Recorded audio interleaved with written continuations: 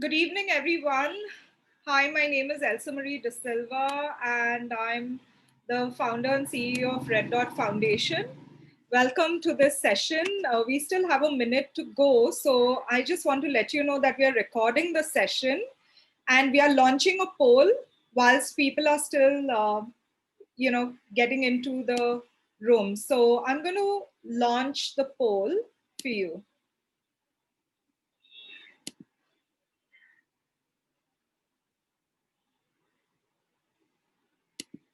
So we have just a few questions. Have you attended any of the social distancing series with the Red Dot Foundation and the US Consulate General of Mumbai?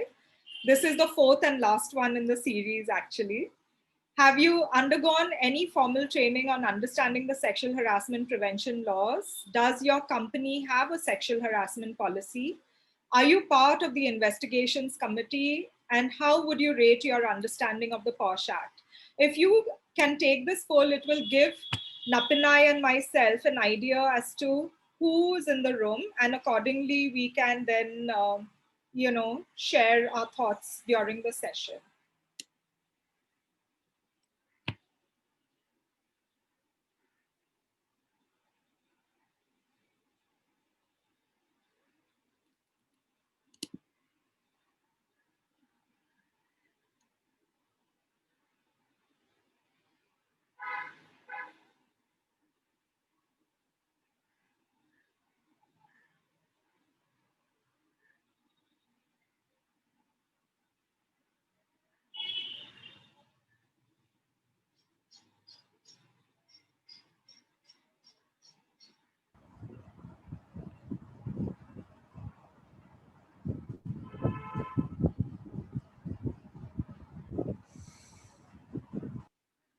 So once again, good evening, everyone. My name is Elsa Marie De Silva, and I'm the founder and CEO of Red Dot Foundation. On behalf of the US Consulate General of Mumbai, I'd like to welcome you to this session. It's the fourth and the last one in the series on social distancing, changing the way we work in the future. And this one is on understanding the sexual harassment laws in the virtual environment, which I'm co-facilitating with Napinai. So welcome Napinai and welcome everyone. Before we begin, we still have some people joining us. So I'd encourage everyone to take the poll. Right now I can see only 50% have taken the poll. So I'd encourage everyone to take the poll. And that'll help us understand who's in the room, and accordingly we can tailor our comments. I want to remind everyone that we are recording the session, and unfortunately, we are going to use the breakout rooms, and during that time the recording will not be available, but for whatever time we are in the main plenary, we will be recording it.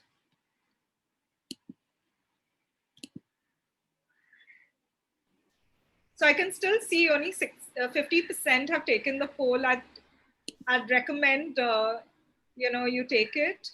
It has just 5 very simple questions. Have you attended any of our series before? Have you undergone any formal training on understanding the sexual harassment prevention laws? Does your company have a sexual harassment policy? Are you part of the investigations committee? And how would you rate your understanding of the POSH Act? Also, please use the chat section to introduce yourself, who you are, which location you're logging in from, and which organization you're part of, because we know the US consulate, Mumbai serves several states in the Western region, and we've had people logging in from Goa, Gujarat, Madhya Pradesh, and other states, and we really want to know who's in the room.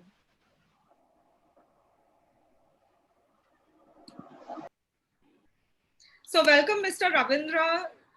You're always a great supporter of us, so thank you for joining. I can see Roshan Dalvi is also there, so we have some legal minds in the room. That's great. We have people joining in from Vadodara. Great. Indore. Welcome, everyone. Having it online gives us the opportunity to connect with you, which otherwise is not very possible. We normally have these sessions at the Dosti house, but we are happy to do it online for you. So welcome. Oh, we have someone from Dehradun. Welcome, Hardeep.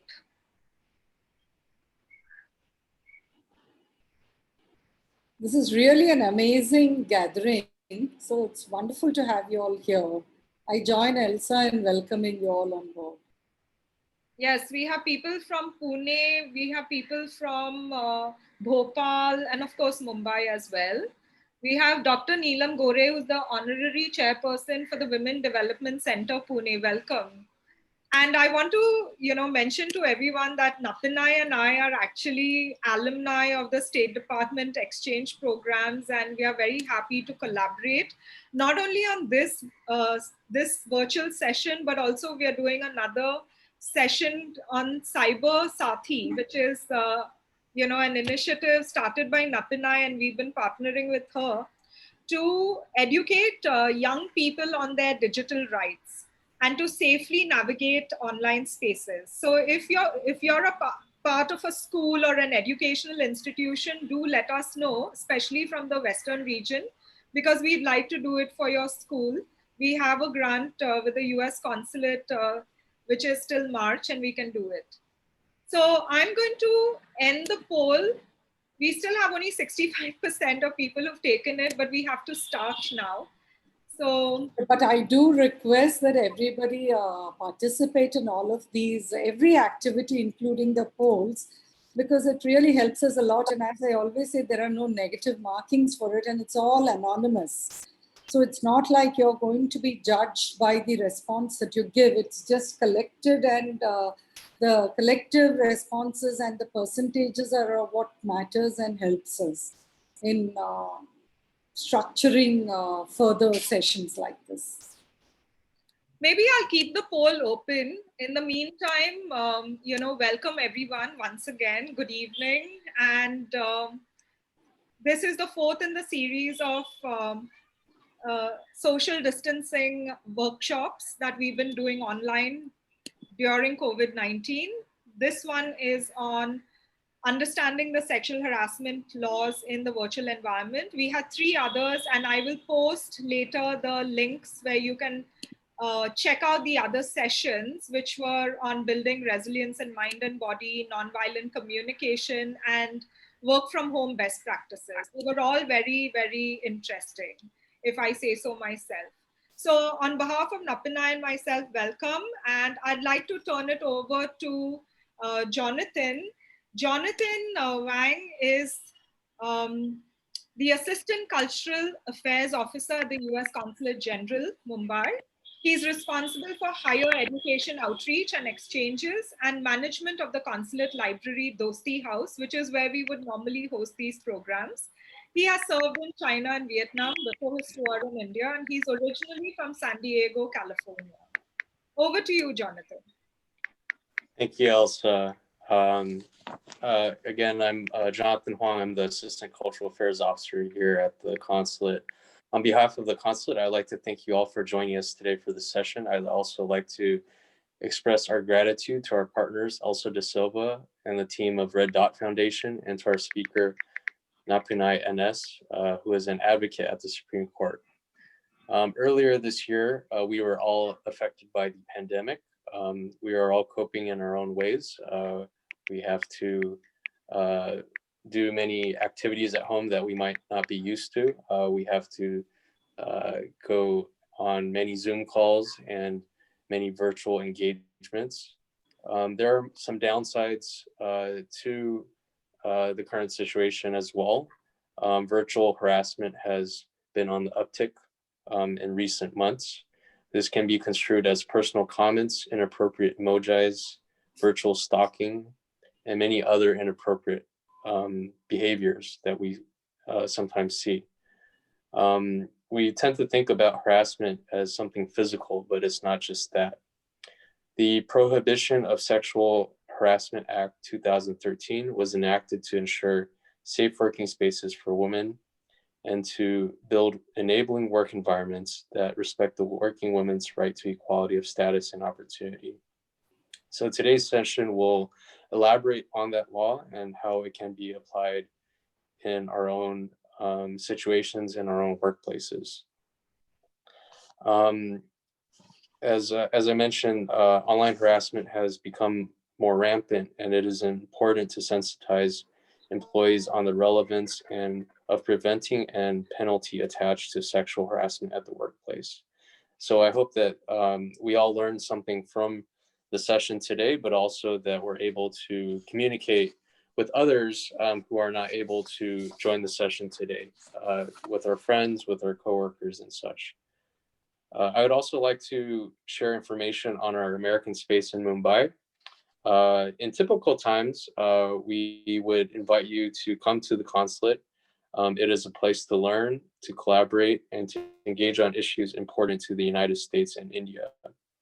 Although we are not physically open right now, we do have a courier service where you can borrow our books and DVDs. And we have many programs like the one today on human rights, on environmental sustainability, on entrepreneurship. So we hope to see you at many of our other programs as well.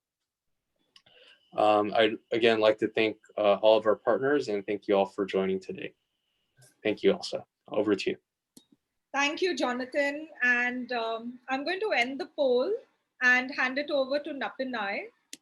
Napinai, we have 71% who've attended our series before, which is great. 67% have never been through any formal training on understanding the sexual harassment prevention laws. 62% have a company policy, and 73% are part of the investigations committee. And 55% are familiar but still have doubts, whilst almost 40% are not familiar with the POSH Act. So that's interesting. Yeah. Totally. Because, 2013 to now, if there is a lack of familiarity with the POSH Act, one of the mandates under the Act itself is for awareness programs to be conducted by corporate entities.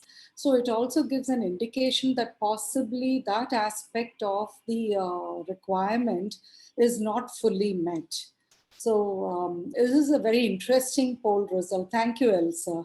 So let's just move forward to what is it that we have in store for you today. We did not want this session to be a typical panel discussion or just a lecture format. We wanted it to be interactive and we wanted it to be experiential. So when we were thinking about sexual harassment in the virtual environment, there may be some assumption that this is something new which has started because of COVID and the work from home situation. So interestingly, the case studies, and today this is what we are going to do. We'll be giving you 2 case studies.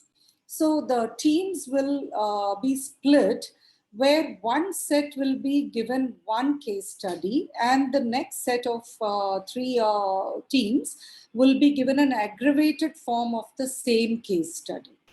We want you to use the breakout room time to discuss, share similar kinds of instances or other instances of virtual harassment that you've had, and also appoint 1 rapporteur from your team to present in the joint session thereafter. So you have very limited time, so use it judiciously and ensure that everybody gets an opportunity to speak. Just to kickstart the conversations in the breakout room, let me just give you some examples, right? Today, when we are talking about COVID-related sexual harassment online, what are the kind of instances that are coming up over the last few months? You have instances of women being asked to join calls at odd hours, being talked down to, some kind of sexist and not necessarily sexual, right? So we need to be able to distinguish between the two, but sexist comments about whether they are going to be able to balance the roles of their, personal roles at home with what is mandated in the office setup. Similar questions, unfortunately, or otherwise are not asked of men, but these are just some of the things that are coming up. But there are also very serious instances that are coming up of unsolicited calls at odd hours for no reason at all. Sexual innuendo in terms of statements that are made during calls, solicitation also, because when we talk about sexual harassment, somehow we seem to think it's something which is only in a physical state, and you realize today it is not quite so. So this is where the interesting aspect comes in. I have drawn from a lot of cases, and Elsa has come in with a lot of experiential anecdotal inputs from her experience. And we have jointly created these case studies. And this is what comes out of it. A lot of things in terms of small portions of the case study actually relate to a period around 2000, early 2000 to mid, about say 2015 or so also. So when you look at the way things have grown with electronic medium being used as a necessary part of a work culture, you realize that sexual harassment in the virtual domain is not necessarily new. It is not really just triggered by COVID, but it is something which was always there. In some instances, it's a little latent and oblique, but in many instances, it's very explicit. So please share freely, and remember, this is not about evaluating anybody, but just sharing. And through that sharing, all of us learn from each other's experiences. So over to you, Elsa, for the breakout room and taking the conversations further. So, as Napanai said, we have two case studies, and my colleague Kajal is now going to send us into our individual rooms. The first case study, both case studies have three aspects. So, one will analyze the case from the view of the aggrieved woman. The second will be the perpetrator. And the third is the company and the investigation committee. And similarly, the second case study, we'll have only 15 minutes. So please use the chat section to introduce yourself. Each room has a moderator who will post it again in the chat section, what you're supposed to be discussing. And take a moment to identify somebody who will report back to the main plenary once we are back after 15 minutes. You will have to prepare your remarks for the main plenary in 3 minutes. I know it's very hard.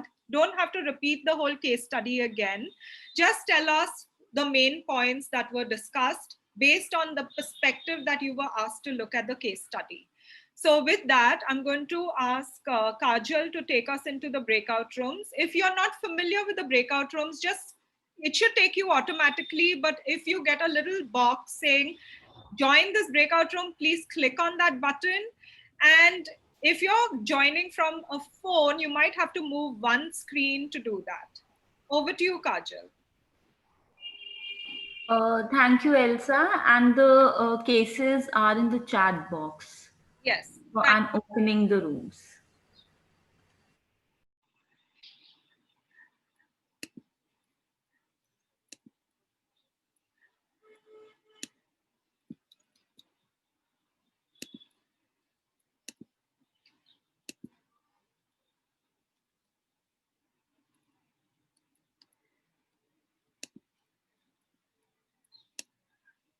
Hi, everyone. Good evening. Good evening. So I have just posted the case in the chat section. Before we go there, let's just do a very quick, like who you are and which location you're joining in. So very quickly, because we only have 15 minutes, and in the meantime, you can read the case as well. It starts with a young woman, W, starts getting frequent greetings. So, and then you can see what team A has to discuss. And who would like to report back to the main plenary?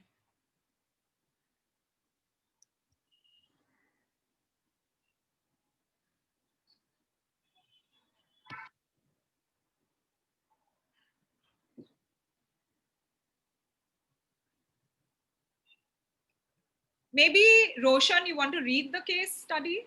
Read it out aloud. Yeah, sure. So there are 3 teams, right? So which one we have to We read? have one here, what I just posted. Young woman Okay. employee. Okay. Read it out loud. Team 3, right? Team 3, company or internal complaints. Yeah. Okay. Company is confused about whether the complaint will. Read the case. Young woman employee. Just scroll up. Okay. Young women employee W starts getting frequent greetings from a male colleague M through intra-mail. Initially, she ignores, and with persistent messages continuing over a few months, she finally responds to say that she does not know who is from and who it is from, and requests the person to stop the daily messages. The messages are at best greetings for morning and or evening, or queries about the well-being of the lady employee. Nothing sexual or alarming. Yet, despite the girl either not responding or only responding to say that she is not interested in receiving these messages, they continue. Over months, then years, finally, when the girl announces her engagement in the office, she gets a slightly more aggressive message from the same male colleague, where he now proposes to the girl. The girl simply ignores it. M takes no further action except to continue with his unsolicited, anonymous messages and greetings. And when W is expecting a baby a few years later, M steps up with yet another message, a marriage proposal. Finally, W files a sexual harassment complaint with her employer, company C. C is confused about the sustainability of their complaint because they believe that since the messages did not contain any sexual reference or innuendo, it may not amount to sexual harassment. They are also not clear about the legal implications of this conduct, be it or for disciplinary action or for filing a criminal complaint. Okay, thank you. Suraj, would you like to read what we have to do now?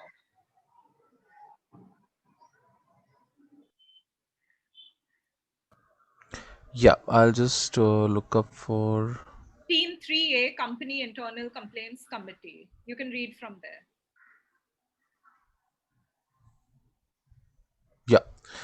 Team 3A, Company Internal Complaints Committee. Company is confused about whether the complaint will amount to sexual harassment warranting disciplinary action or not, and what are the remedies for W.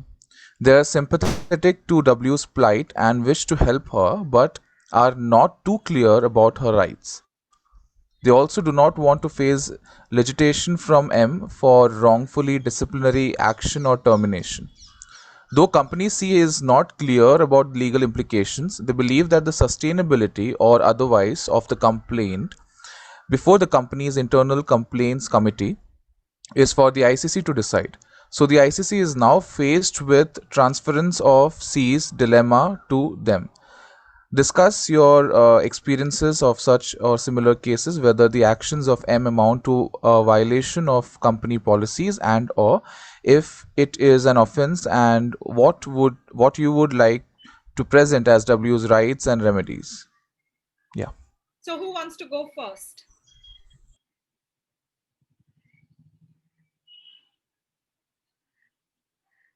So this is based on an actual case, and we have to first decide, is there a sexual harassment complaint to begin with? Hi, I'm Suchitra. I'm from Pune, the Film Institute. I represent Film Institute. So I think definitely a case like that should definitely be taken up by the internal committee, because anything unwanted, is can be construed as sexual harassment. And is this person sending similar hi, hello messages, innocuous sort of messages to everybody, or is she the only one who he's sending these messages to, and that too without her consent? So I think definitely the committee can take it up. Also because it's a continuous thing. The person seems to be sending the complaint sending those messages and things like that over and over again. So it definitely, IC should definitely look into the matter, and I don't think it violates any kind of company policies or things like that. Thank you. Anyone else has any thoughts? Hi, I can go. I'm Debarati, joining in from Bombay. I also think the ICC should take it up, because here there is violation of consent that is happening over and over again. And along with the fact that there is also clear proof, because these communications are happening by email. So the survivor really has a very strong ground. So to ensure like a safe workspace for everyone and for women, this is, I think, the very least that a company can do. Okay, and thank you. Anybody else?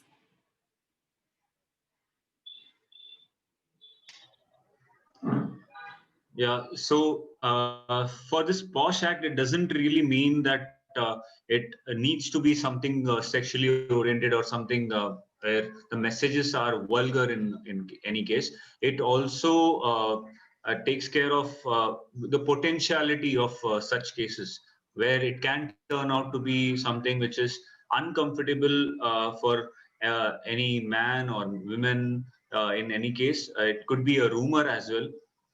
Where uh, uh, in case if this spreads out, and it could ruin her professional relationship as well as personal relationship. So it can lead to many things.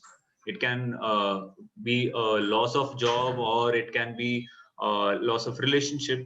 So it can affect a person mentally as well, emotionally as well. So it is a case of POSH. Thank you. Someone else?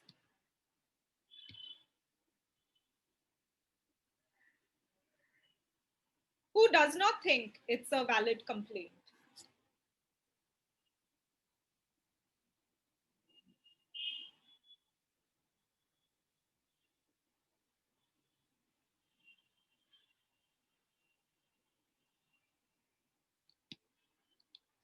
Have you all heard of any similar complaints, or had any similar complaints like that?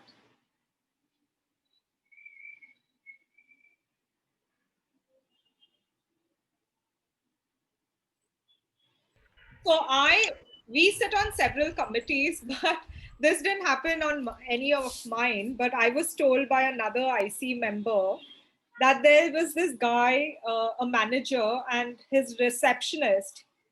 Every day she would get a bunch of flowers, and she would accept it, and she didn't notice anything. Till one day, the manager, gave the flowers with a note and invited her for dinner. And then she got really upset, and she made a complaint. And so she went to the IC, and the IC looked at all the CCTV camera footage, and they saw that every morning before she came, he went and placed the flowers on her desk. And every morning she would come and she would look at the flowers, smile, and sit down over there, but never really questioned where those flowers were coming in, till she got the note. And then she turned around and said, no, I'm not interested. And he got very offended that she was accepting the flowers every day, but she didn't know that he was sending her the flowers. So she did put in the complaint, and the IC investigated and found that it was intimidating to her, especially when it was coupled with a dinner invitation. So have you all had any similar cases? Hello, I am Dr. Ravikala Kamath. Yeah, I am just out of one actual ICC committee meeting just now. A whole morning, from morning we have been having the case in one of the organizations, and I am an external member in that committee. There is one external member that is required in the ICC committee of any organization, and I happen to be a member of many of these organizations. And one such organization, it was a very senior level manager, 22 years experience in that same organization sitting there. And the complaint was against him by a very junior person who has only joined there since 1 year or so. And so he was extremely upset about the whole thing. And the girl's, her whole thing is just never possible for me to accept anything out of him. He's yelling at me. He's telling me you are only in probation. She sees that as a threat. Instead of helping her to work out better, she says, it's a threat to me to be told that I'm in probation just now. You know, the case has been going on. We didn't know whether he really meant it. He says, no, I was trying to help her. You know, we have been investigating the whole case just now. It is one of those cases where we say it is not black, not white, but in between gray. But yes, it is definitely a case for sexual harassment. Hi, this is Deepak Parmar. Say, I have a simple comment. Say there are like these incidents of sending a message was there continuous after the engagement, and then it was more aggressive. It was proposal when she was expecting a baby. It comes with the marriage proposal.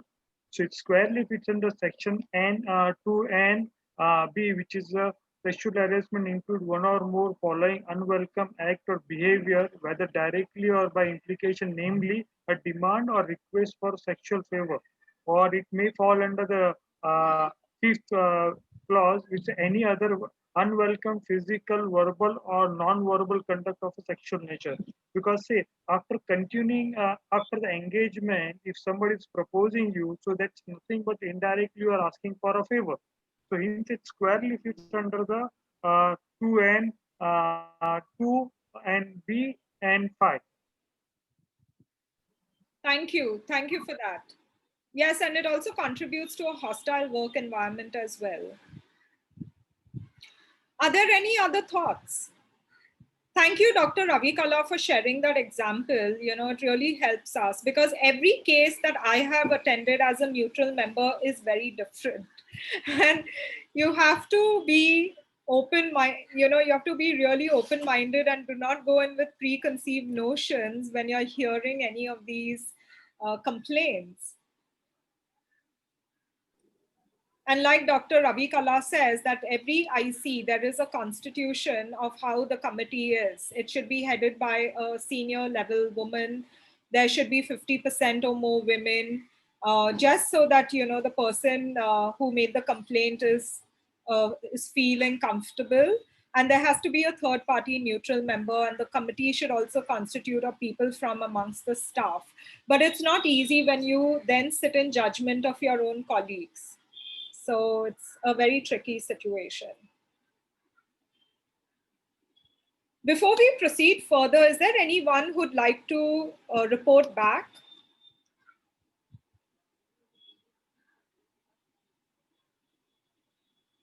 So Chitra, would you like to report back on behalf of the group?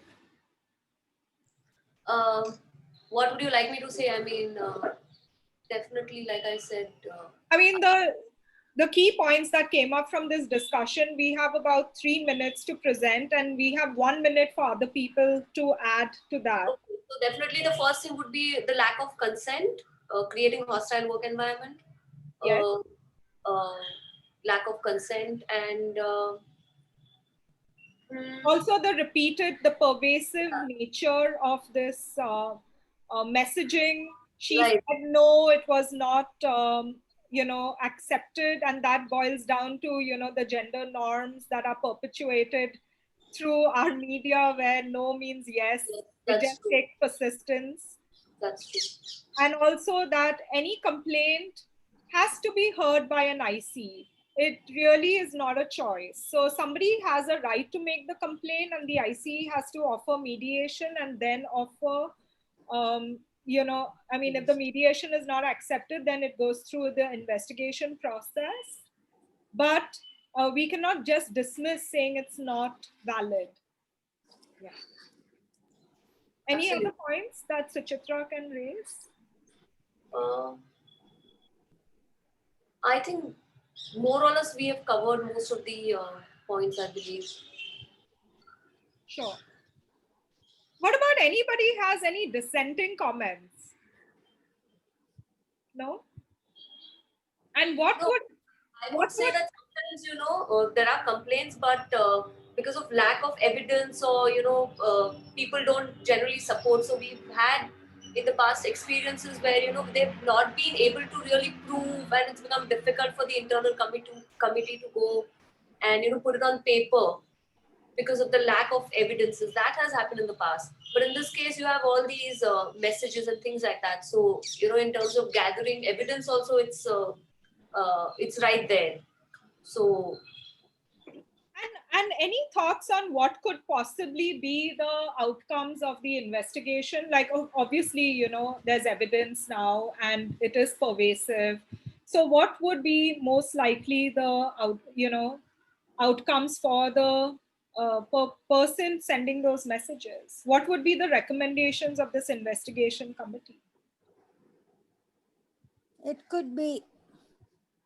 Yes. It could be anything of the three.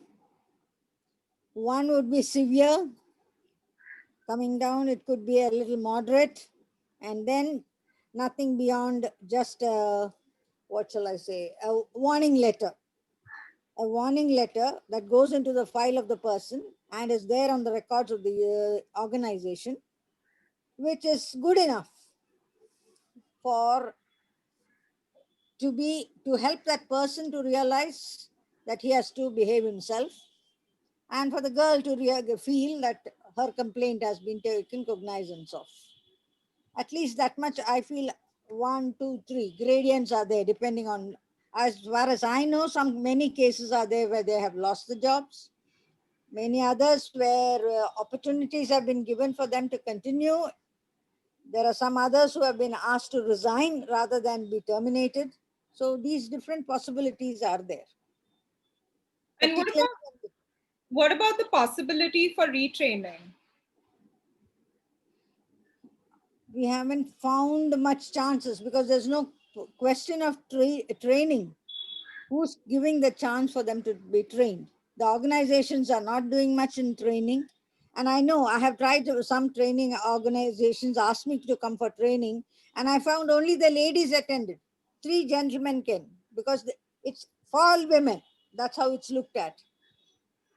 And I find that very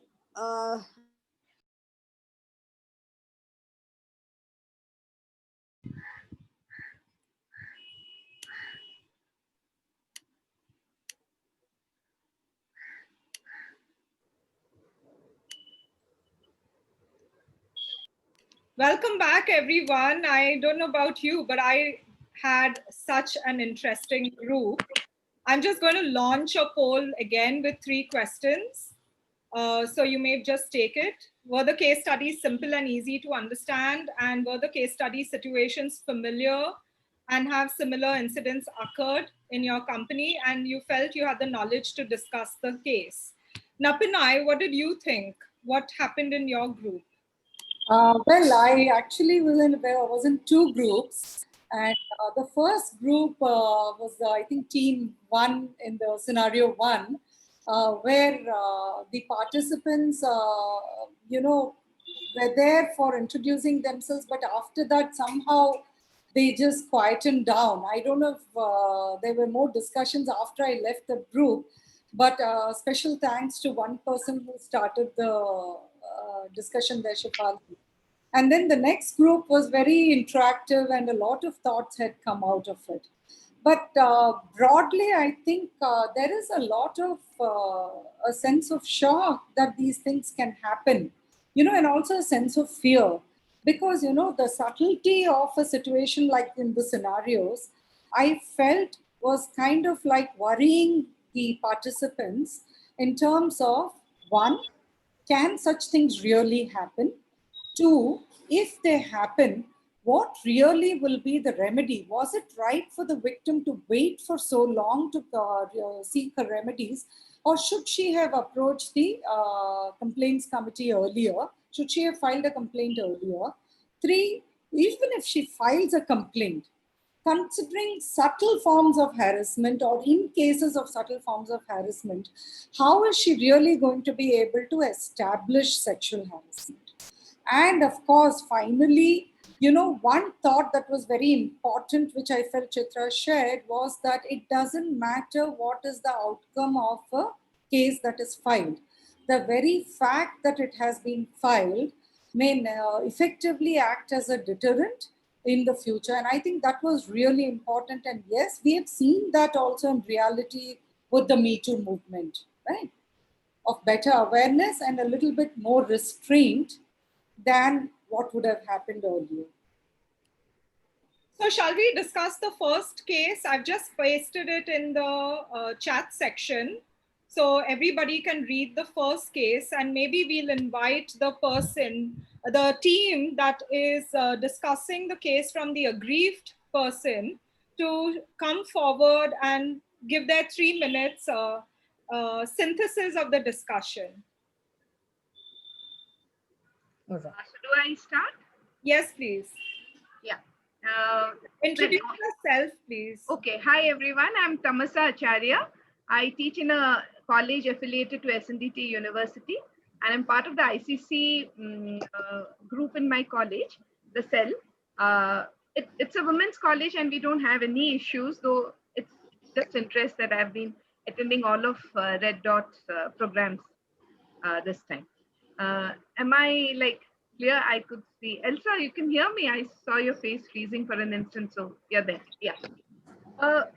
We did have a consensus about this, that definitely there is a power play in the scenario, because it's a male boss, and so though he's sending messages which are not exactly sexual in tone, which is very clear in the case study, the element of harassment is there. So instead of sexual harassment, it is more of mental harassment. That's what we all agreed. And the fact that he continues to do so, in spite of being, she does not directly complain, she takes the step of ignoring the messages. Now, either you verbally lash out, you get somebody from the office to help you out, or to sort of tell this guy that he's not understanding, that I am not interested, or simply the fact that she prefers instead not to react, so she doesn't respond. But then he continues, and then the funniest thing is that when she is about to have a baby, he steps up with a marriage proposal. It's a little aggressive in tone. The proposal, the message which he sends is a little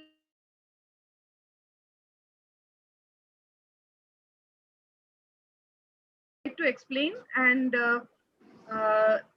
she chose to not to respond. But we had a very interesting answer from a young gentleman who said that he probably was a little mentally unstable and he needed counseling, and which maybe would have stopped the scenario. Maybe he didn't understand what that the girl was not responding, and the counseling would have stopped the entire thing. So it's clear we didn't find it exactly sexual, but yes, there was power play here, definitely. That from my team, anybody wants to add anything? I think you summarized it beautifully, Tamsa. Yeah, thank you. I think that's it. Thank you. So is there anyone who wants to say anything other than what Tamasa has said? So I just wanted to add, Elsa. Yes. We need to understand that sexual harassment by definition may not necessarily need to be sexual. It can also be sexist. And that is something that we need to consider. And that came up from the discussion. It's not what I said. one of the participants had spoken this. So I just wanted to add that in there. Yes, in fact, that was something I had also addressed in the first opening statement. But one of the things we may be missing out is sometimes when sexist comments are being made, it may actually have a basis in sexual harassment.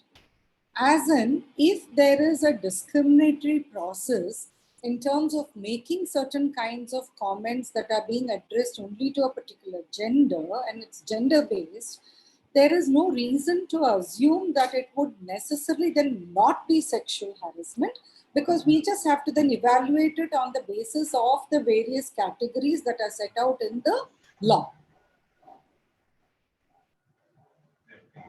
Great. What about the next group? For the same case study, the ones who were looking at it from the perpetrator's perspective. Yeah, so I think. Hello, I am Asha Bajpai, and I'm from TISS. I'm a law professor there.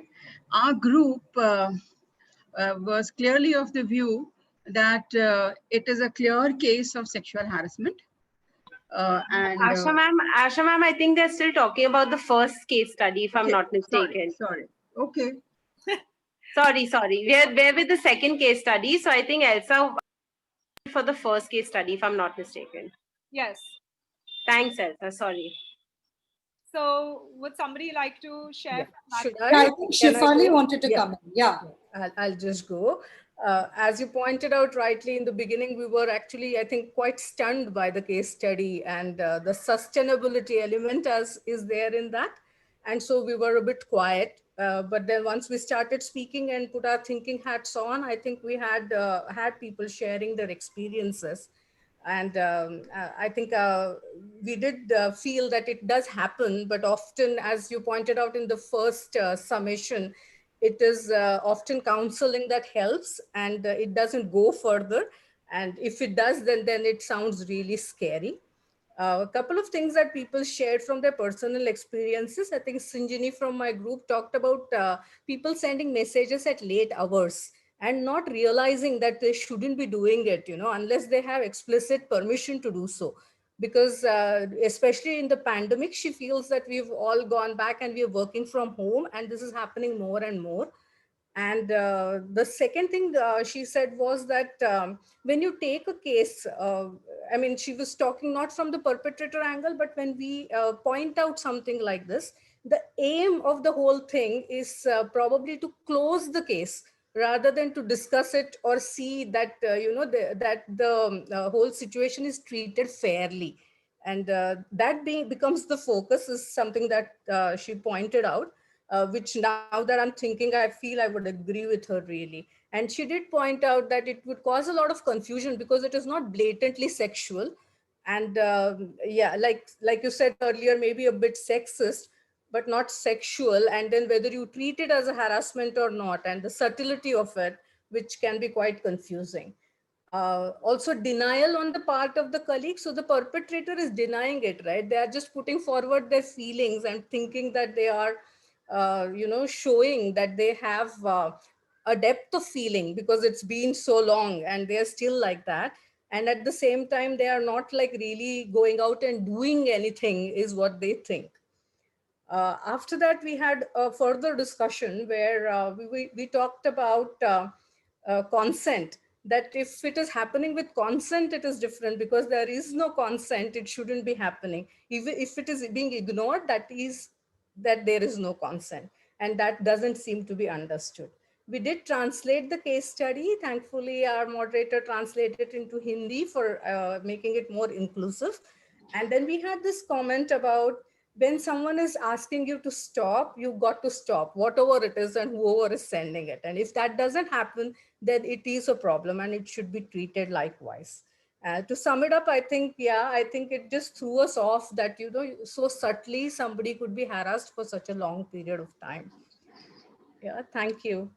If I have forgotten something, please add, my team.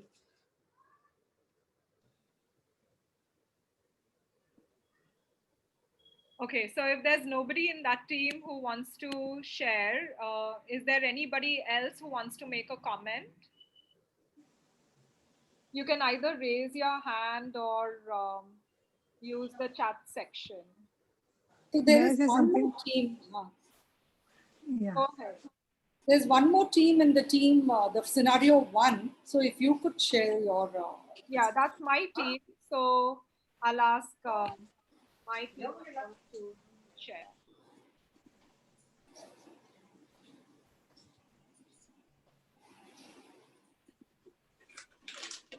Shefali? Yeah. Yeah. Sorry. Who's from my team?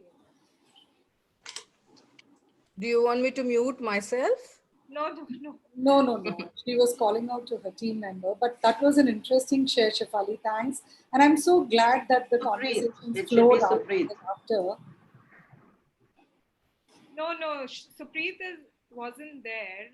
So I guess we do not have Shefali here to share it from your room. So is there anybody else in my team who wants to go? Roshan, maybe you want to share, and I can pitch in if you wish. Yeah, sure. A team member got dropped off. Okay. Yeah, namaste everyone. My name is Roshan and I'm from Rangbhoomi, an applied theatre organization. What the discussion was interesting, and almost everyone was in the opinion that that is the entire case was about it should be a POSH. It is a POSH.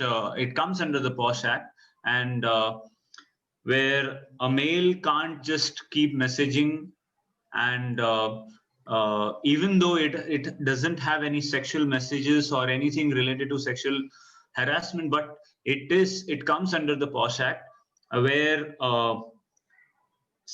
gradually the messages are growing aggressive, and the women who was denying, who was not replying, and finally responded that she doesn't want to see such messages anymore, but still the messages continued.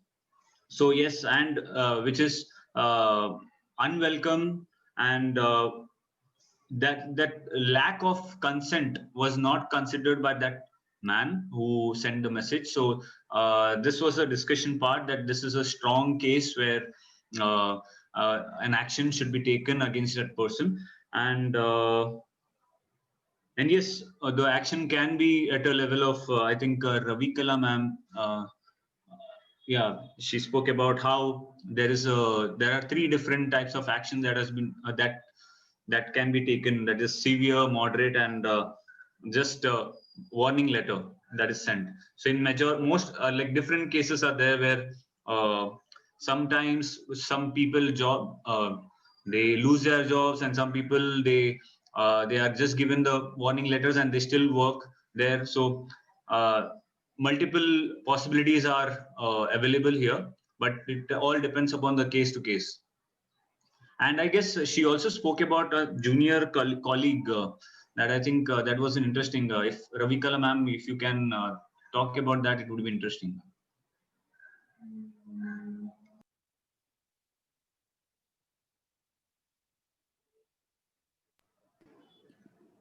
Elsa, do I do now? Do I talk more about the case now or later? No, you can share. Briefly, I could say, I mean, briefly, the girl was new, very well aware about all these, her position. It seems he may ask her to make tea. She's a well-educated girl and she's just starting out, so quite low in the thing. This senior boss sitting there thought he could ask her to make tea. He just said, and he is, of course, in the investigation, he said, I said no, but then the girl had recordings and things like that to show us.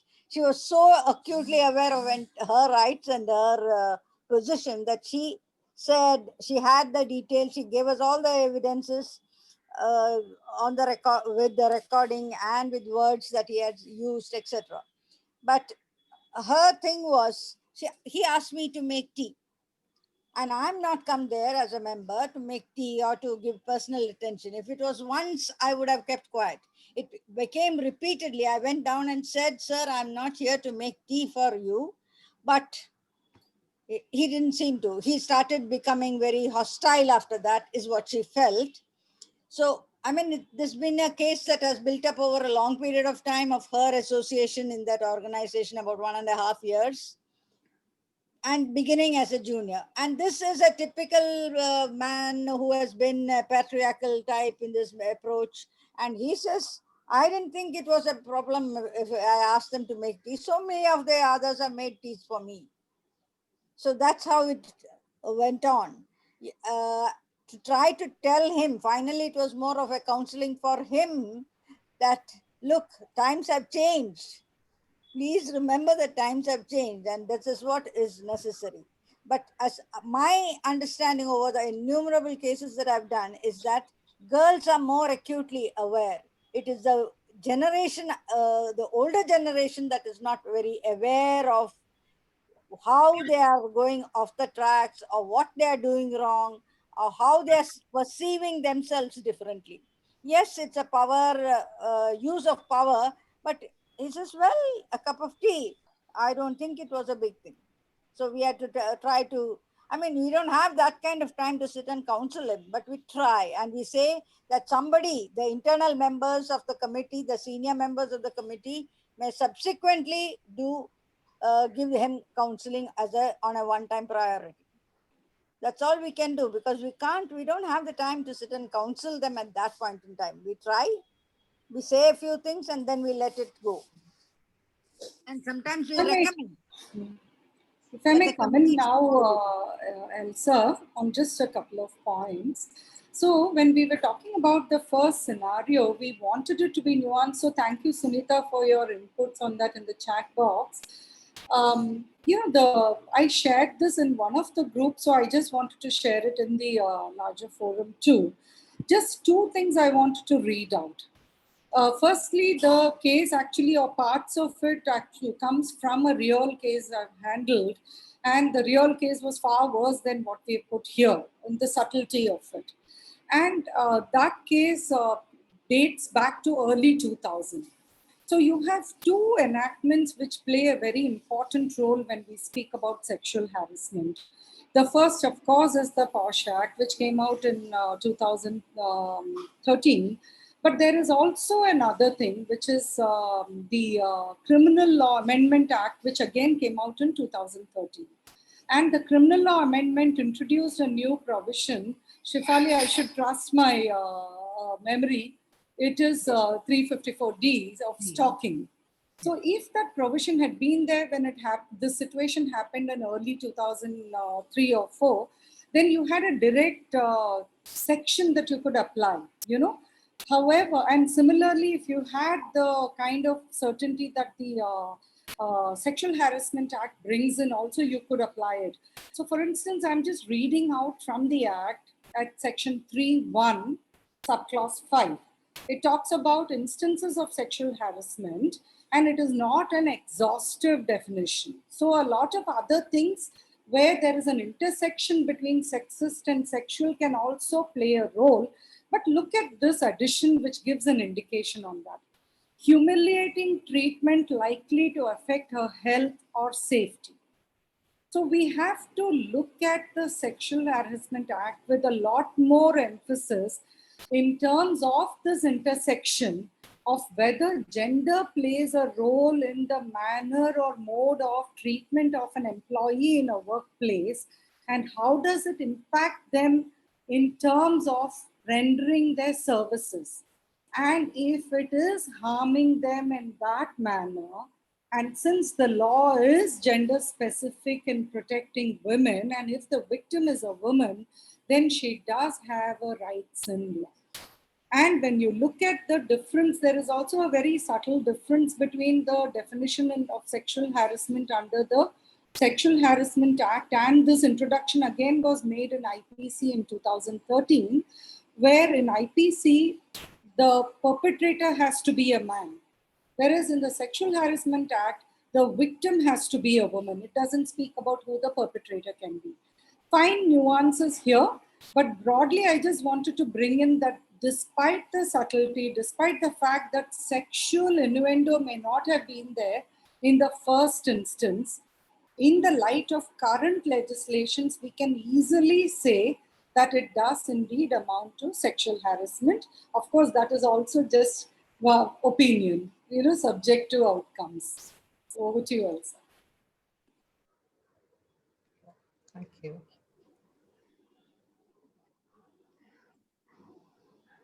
You're on mute, You're Elsa. mute. What Dr. Ravi Kala said, that it's the older generation that needs some education on gender sensitivity and gender norms, because what has been okay in the past is no longer okay now, and maybe the younger generation are more aware of their rights. And that's why it's very important that you couple your sexual harassment prevention awareness trainings with gender sensitivity trainings as well. Simply because we don't talk enough about gender norms, stereotypes, and all these socio-cultural barriers that, that put women down, that demean women and objectify them. And even a simple thing that somebody may think simple of asking a well-qualified junior woman to make a cup of tea might be interpreted differently and is no longer available in the, no longer acceptable in the workplace. So I think a lot of education is needed because it's not really done in schools, colleges, or even at workspaces. And I wanted to tell you that this is not, because in the polls it says that people were not familiar with such incidents, but as a neutral member on several ICs, I have come across very similar incidents, and where the person who's sending messages or constantly, reaching out to the woman without her consent has not been seen as an act of harm in that sense, So, for example, we are talking about the virtual environment. We had a case with one of our partner organizations where a man from one department sent a message on email on I love you. But it wasn't just sending from his email. He goes to her workstation, sends it from her own computer to her, to him. So he sends it from her computer to himself while she was taking a loo break. And all this was captured on the CCTV camera. And despite that, he denied having done it. So in our section, we spoke of the lack of evidence usually when investigating and adjudicating such situations. And often you give up the case or it's indeterminate because there's lack of evidence. But here in this particular case that we discussed, there is the email evidence. And in the case that I'm talking about, there was CCTV camera footage which corresponded with the time the email was sent. And yet the person denied it. So it's a very curious scenario where people just believe it's their right to do it and they should not be investigated, or the person making the complaint is in the wrong for making the complaint. I just wanted to put that there. But let's move on to the second case study because we have only half an hour left. So who would like to speak from the case study, but from the view of the aggrieved woman? Can I speak something? Hello? Can you hear me, ma'am? Since I think Noel's group had already started to give the session, maybe invite them to start. It'll be interesting to hear from a perpetrator angle discussion too. Yes, Asha ma'am, if you're there, you can go ahead. Okay, our group unanimously began with the fact that yes, this is a clear case of sexual harassment, and there is evidence also in this case, and but we also looked at the fact that generally such perpetrators come up with the usual excuses that was given here, sorry, wrong posting and all those kinds of things. These are the usual things they gave, and I never saw it. I just forwarded it without reading it, without looking at it. But it was felt that there is a very thin line. There is a very thin line between what is harassment and what is urgent work that somebody has to do. Examples were given where there is a case next morning, but you need to work overnight on that urgent matter. But this fine line is a problem in such cases, where to draw a line. Though it was not there in this case. But generally in such cases, there is this difficulty about drawing a line between what is harassment and what is urgent work that is required. The second thing that the group felt was that generally the women are reluctant to come forward because they feel that they will be stereotyped. Oh, she's a troublemaker, keep away from her. Take care not to be with her. Those kinds, you are stereotyped and branded in that manner. So that was brought out, and the troublemaker kind that was brought out. But it was felt that this lady had waited too long. This was clearly brought out. She should have taken action before. She had waited for a very long time. In this case, that was given to us. And if she had approached the HR initially, maybe she could things would have clarified if she was in a confused state of mind, because many people, it seems, many women are in a confused state, whether it is harassment, not harassment, those kinds of issues. And what came out was that the role of HR is important, very important. If you have an approachable HR person who listens to you and also clarifies your doubts, then you can approach the ICC more quickly, that was said. And they also felt, the group also felt that the HR should educate people. As you mentioned initially in the beginning, that it's the role of the HR to educate people in the company to this issue of sexual harassment, what is it and what it is not. So those kinds of things were there in our group. And it is also, they also felt that we should have what is that called? A very strong HR who educates, listens, very approachable, and so that things move quickly. And then after that, you approach the ICC. And people felt that ICC did make a difference. And if you approach the ICC, who looks at both the sides and comes to a conclusion, then things are always better, and it makes a difference in the behavior. That is what I think I could summarize. That is a fabulous summarization. In fact, for a brief while, I was there in the same group. I thoroughly enjoyed the discussions there. I think Akshit Mathur has his hand up. If Akshit, anybody would you like wants to to say share? anything. Yes. Actually, I would like to share. The thing is that I think from my perspective that the woman in this scenario was trying to handle everything by her own self. Okay, there is a lack of communication between her and her husband, and even with her family. She didn't tell anything about the situation, what's going on around her, and what is happening with her in her office. She should have actually, if it could have ended very differently, if she should have told her husband, so his husband would go to that colleague and say, "Hey man, what's up, what's going on, why are you doing this?" So if a dominance would play a game in that session, because the other male would go through that male and say that it's not right, what are you doing, she's already married and she's expecting a baby, and why are you harassing her, why are you messaging her in late night? So it could have ended differently if there is no lack of communication. I think she should have talked with her family and her husband. Basically, it's a very necessary thing. So instead of handling everything on her own, because it's not her problem right now, she's married, so her husband deserves to know about what's going on. I'm sorry, I disagree. This is such a, she's in a corporate setup where she's working, her husband's not working there. Yeah. It will not be appreciated. And plus, it's like saying that, if she's a married woman, it's her husband has to come to her rescue. No, it doesn't work that way. How would any corporate take a person from outside coming and trying to fight battles inside the corporate? I just agree with this.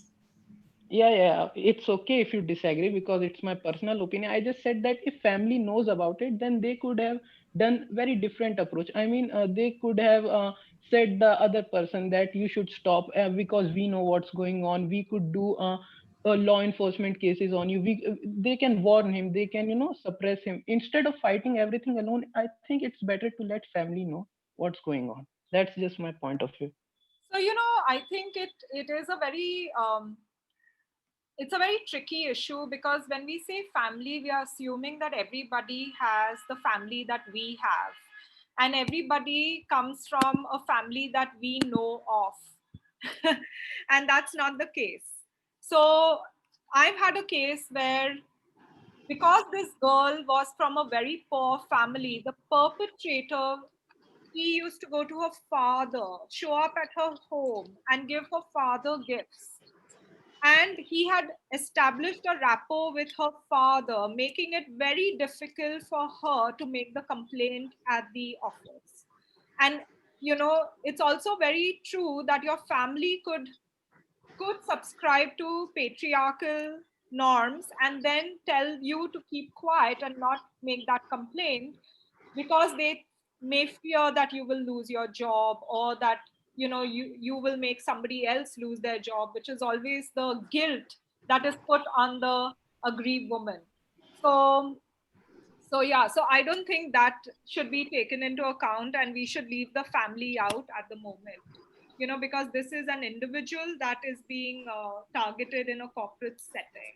But I know Debrati had her hand up. So would Debrati like to speak or share? Yeah, thank you. I just wanted to share that, when we say that the survivor should have done this or the survivor should have done that, I mean, every survivor experiences trauma and harassment differently, and every survivor has a different way of handling their trauma, and it is completely up to them what they want to do with it and how they want to deal with it. And also, we really need to think about, is it really feasible for every survivor to report, especially when the perpetrator is like higher up in the power hierarchy in the workplace? And like, what happens to the survivor's safety after the survivor reports the instance? Who ensures her safety at the workplace, especially if the perpetrator holds a position of power there? And like, how will the company or the ICC in this case, or the HR, play a role in ensuring that she is safe or survivors can safely report? Thank you, Debrati. So let's move on. I know Chetna was to report for the other group, but she's not there. So is Neelam around? This is Neelam here. Yes. I shared one experience in the group discussion that my name was written in one of the toilets, restrooms of airport at Pune before a few months. And then it was written that my number as a sex worker. So I started getting calls always late night, and I was not able to understand how this person at the other end is just starting that whether I'm available and how much I charge and things like that. And then even police were quite confused about this. And then finally it came to that somebody a mischief monger. See, because we are in a helpline work and we are supporting many survivors of violence. So my numbers were quite well known to many people. Maybe one of the mischievous element had written number like that. Now in such circumstances, whom to find, how to find that perpetrator is also very difficult. Number one. Number two, you cannot stop calls, because if you change the call, that person tries to locate your name, and many times numbers are well known. So keeping all these things in mind, I feel then finally police were able to identify how. And once I remember, I will not take a lot of time, but I asked a person after 10th or 15th call that how you got my number. And he said that this number is written in the airport at certain restroom. So we came to know. So thing is that, in the office circumstances, the situation is different. But when you are working at a different level, then always it is a possibility that you may be sexually, they can harass you in a very different way when that person is invisible to a certain extent. So there has to be different strategies at different levels which are needed. Thank you. That is a worrisome, but thank you so much for sharing, Neelam. This is a completely worrisome trend. And now you find that a lot of these things happen online. And invariably in most of the cyber harassment or cyber stalking cases, you will see that, the first or the classic reaction of every jilted lover, jilted, or a person whose proposal has been refused, or who believes that he has been in some manner, ignored or violated, they just go and take, recourse to this kind of situation. So there are no hard and fast rules on how anybody can react in a situation like this. But I always advise people to take action through legal processes, because there will be hits and misses.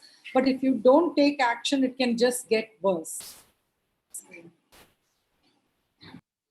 So is there, Mona, is there anybody else from your group who wants to share from the survivors' perspective?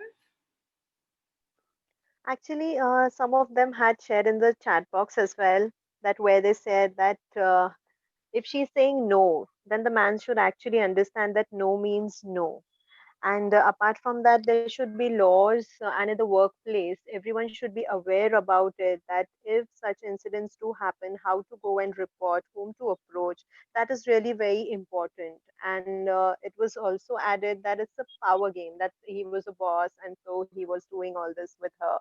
So that is very important, that women's or at the workplace, there should be awareness, they should know that what exactly to do and whom to approach. If anyone else from the group wants to add anything, please go ahead.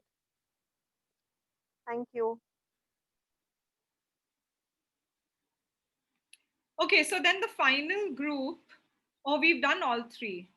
Have we? No. So we have our group left, and Sam would like to share the views from an IC perspective and from an organization perspective. What are some of the remedial measures we can take, especially when we are working from home? Yeah, thanks. Yeah, briefly, I mean, they've been talking about many of the things which I came across. So yeah, first it was that, well, the participants some were surprised that in a virtual environment, there would be more harassment as compared to a physical one. But yeah, that was. Secondly, the boundaries should be clearer. That is, a female should be allowed to switch off her video after the first meeting with the superior, that she should be made comfortable not to communicate just with the sound, basically. And then, of course, the times to call. I think this was mentioned also, that if the employer is taking the liberty, oh, you're at home, so I can call you anytime, then obviously it is also leaving that situation open to harassment, because then that person calls up or emails you at 10:30 at night, just like in the example, saying that, okay, I have an urgent assignment the next morning, and then she does it very hurriedly. And he or she, the supervisor is a he, gets the opportunity to, in the meeting, to criticize her. Oh, she must have been busy with her husband at night, so she didn't get it. So the time should be, just similar to the office timing. So that protocol should be there. That is, okay, if it is 9 to 5 at during the workplace where your supervisor can give you tasks or you report to the supervisor, the same thing should happen at home also, so that you don't take the liberties unnecessarily. So then the other thing which was talked about was the IC, the investigation committee process should start right away, even though, it is, physically not possible, but there should be a virtual hearing, and the decision should be taken right away, rather than it goes, stretches on down the road, because then the details get lost. And then, yes, the screenshots and the proof should be there. Yeah, the verbal proof or the actual physical proof, photographs, and the email text should be saved for presenting as evidence. That is the other thing. And the last thing was I think it was mentioned again, what is the, which is a very big question. What is the risk for a whistleblower? that is, whistleblowing should be encouraged, it was mentioned, because then it makes the other people emboldened and give them, or rather it would discourage the perpetrator in the future, possibly, if a whistleblower boldly presents her case and she wins it, hopefully. But then the risk is there also. So it is a risk reward situation. Who will protect the whistleblower after this particular harassment has been reported? What kind of protection will the company or the legal authorities give her if the person she is reporting to is a person who is a very senior person? So again, that's a very, very big question, which, yeah, I guess people, some of the experts here could discuss that because I don't have the answers. And it is, again, a very personal thing. That is, there is a big risk as to complain about each and everything which you feel is not justified, but there is a reward also. So yeah, I leave it at that, basically. Thank you. Thanks, Sam. I think the whistleblower concept is very interesting. The Act doesn't necessarily provide for that. Napinai, your thoughts on that? Absolutely, because there are two aspects. I can tell from personal experience, one of the scariest cases we came across was of a physically challenged worker who was on contract basis. So she wasn't a permanent worker in this establishment, having suffered sexual harassment from a permanent employee. And there was confusion within the corporate entity in terms of who should bell the cat. As in, they didn't realize that it did not matter that the victim was not a permanent employee. If sexual harassment happened within their premises, even if the victim is not even an employee of any sort, she's just visiting the premises, the company is still bound to take action in that instance. And here, the case came out because of a whistleblower. And in this particular instance, the organization had the option for the whistleblower to also submit the complaint in a confidential manner. So I feel that there has to be a level of confidentiality and trust that should be created in these internal systems for it to be effective. Because without that, every stakeholder in the ecosystem is going to have an issue. So there was one case where an employee was given a transfer notice and she didn't want to be transferred. So a convenient alternative was to just file a sexual harassment complaint. And it just went on. And then the person, her boss who transferred her, was transferred to make her feel comfortable as part of the legal provisions. But by the time the proceedings ended, one of them had retired because all of them were very old. It wasn't like, youngsters and all that. Merely because a victim is not young doesn't necessarily mean she can't be a victim. She can still be a victim. But here was a situation where it was a little too pat, and these are the nuanced situations where it's very difficult sometimes to explain. Luckily, in this case, it was easier because circumstantial evidence was there to show that certain incidents could not have happened the way it had, because the minute you delve deeper and ask for specifics, it is possible for you to get the, get to the truth of it. So in brief, if it were, let's say, for the victim, a perpetrator or the person accused of committing a crime, or an ICC or a company, the input I would have for them would be create a robust system which can act immediately and effectively, ensure that it is in fact delivering on what it is meant to, and it's not just lip service to the mandates of an act. Make sure that you provide a confidential system which will protect the dignity and the privacy of the victim, the whistleblower, and have a provision. You don't always have to be told what you have to do under a law, where practicality warrants it to ensure a safe working space. What is the harm in providing robust methodologies for it? And having a confidential whistleblower process is very good. Check, do a preliminary inquiry first, and ensure that even confidentiality in terms of the perpetrator's identity is maintained until the inquiry is completed. Because ultimately we have to take into account, and that's why I use the instances both of an actual case and also of a false complaint. So we can't shy away from these possibilities of abuse of a law meant to help a particular gender. So we have to have systems in place which are effective. And I would want to sign off with this thought on this query. What was the purpose behind the Sexual Harassment Act? Or Vishaka for that matter, its predecessor. It is actually about gender equality. You know, for women to feel safe enough to be part of an workspace, for them to have their rightful share in a work environment, it was deemed necessary that they should also have that safety and security to exercise that right. And for them to have that safety and security, in the absence of specific law, Vishaka provided for it. Thereafter, the Sexual Harassment Act came into effect in 2013.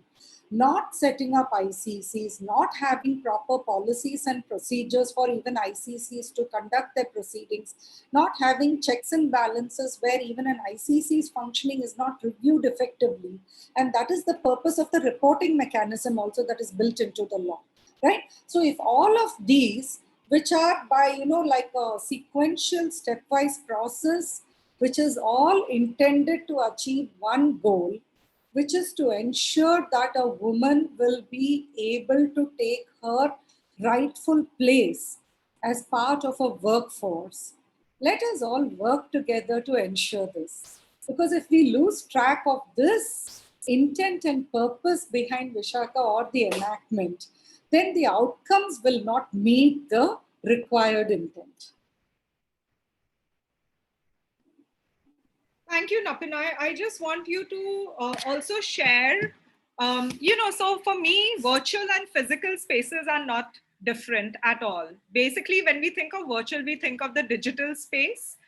And whatever happens in the physical world is actually mirrored and transferred into the digital space. So for me, there's no much difference. But of course, given that we are all working from home, do you have any tips on how an IC can conduct the investigation, from afar? Because you're not going to be meeting in person. So how do you conduct this investigation if you have some quick tips on that? Thank you for the question. And it's very, very important, Elsa. It can't be that we are going to wait for a post-COVID time to deal with the problems that the COVID scenario may have caused in a corporate environment. Women cannot put their life on hold till then, right? So it is important for ICC to continue to function through a virtual environment, even at present. They should not have stopped at all for that matter, because if a corporate organization has the environment to conduct virtual meetings for work, I'm sure they can provide a similar safe virtual environment for inquiries to be conducted also. And you're absolutely right, there is no real difference between virtual and real, because even before COVID, these two realms had actually coalesced. It's just that we didn't identify it as such, we did not realize. Now the realization is there in an aggravated form because of the continuous usage of both realms. My advice or suggestion rather for ICCs would be this. One, you can come together in virtual realms as easily, if not more easily, than in the physical realm. So please do not stop your proceedings. Ensure that timely assistance and timely inquiries and closures are done. In fact, it may be a lot more important to have more expedited processes now than even earlier. Secondly, when you're conducting these virtual meetings, ensure that certain kinds of safety measures are taken. For instance, some of the issues that came up even, when we were talking about online dispute resolution mechanisms, I'm just using this as an example, and a witness is deposing before the camera. People ask this question often, what if somebody is sitting in front of them and tutoring them? how will we know? So that is a question that also becomes very relevant when we talk about virtual hearings in a sexual harassment case. So you may want to ensure that certain assurances and undertakings are given, including this aspect of what is the virtual environment in which a victim who's deposing or the person accused of perpetrating a violation is deposing, and to make sure that they are not being tutored or in any manner they are not subverting the process. Secondly, you can also ensure confidentiality, make sure that there are clear-cut guidelines and policies separate for virtual hearings on whether you're going to record or not. Will you take consent from all parties present before you start the recording? Will you also explain to them what is the purpose of that recording and to what extent it will be used and how long it will be retained, etc. After all, minutes of meetings in any event are retained, right? So all of these are aspects which will need differential treatment, and therefore you will have to provide for the special policies or procedures for virtual hearings. But as we have seen, even with court hearings, nothing is impossible.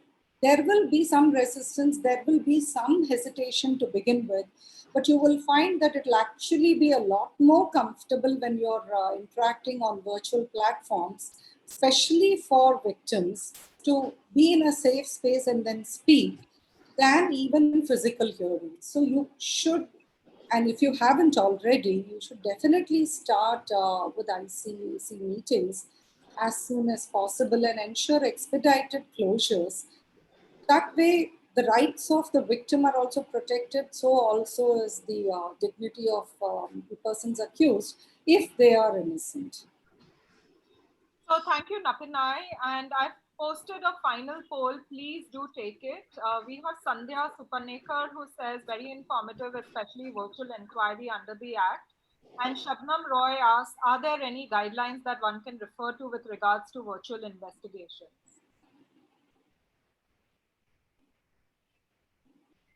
Is there a question to me? Sorry, I missed. Is there? I think you'll have to do it on your own, but we could help you if you reach out to us. You have our email. I'll just put it info@red.foundation.org, and you can reach out to us.